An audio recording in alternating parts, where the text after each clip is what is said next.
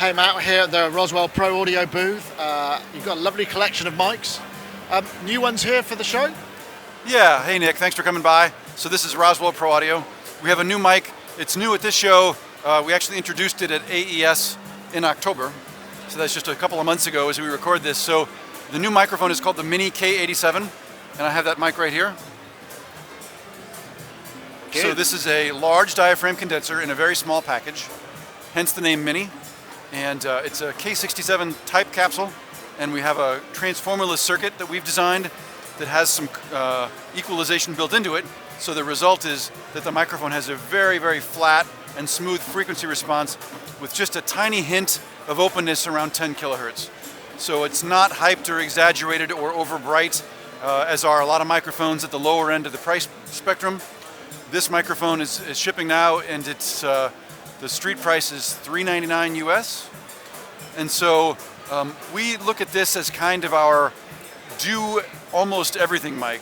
And I always put a caveat on there because I would not personally use this microphone as a close mic on snare or kick or the bell of a trumpet. I mean, these are all extraordinarily loud sources for which other mics are better suited. But for any kind of acoustic guitar, electric guitar, drum overheads, acoustic strings, woodwinds, all those kinds of sources, this microphone would be very, very nice. It works beautifully on vocals too. What we find is that neutrally voiced microphones such as this tend to complement a wide array of sources because they don't impose a bunch of their own sound on the source. We do make what we call colored microphones as well as a sort of sonic contrast. My philosophy is that there's no one microphone for every source. Sure. But for any given source, there's a number of microphones that might work well, and which one works well depends on what you're listening for, what the instrument sounds like, or the voice, what the room sounds like, and so on. So we make 4 microphones, and they all sound completely different. They use different capsules, they use different circuits, and the idea is that it's kind of a color palette, so you pick the microphone that's best suited. So this is one of our 2 more neutrally voiced mics, or flat response mics would be another word for that. The nearest contrast to this microphone would be our Mini K47. So it's almost the same name.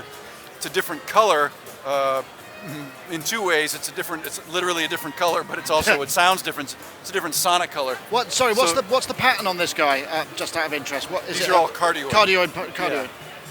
So this is the Mini K47. That was the first microphone that we ever made, and this has a sort of colored response, and that color tends to complement things like drum overheads and electric guitar. But if you were recording, for example, a solo acoustic guitar, I'd probably go for this because this is a little bit more open, a little bit more neutral.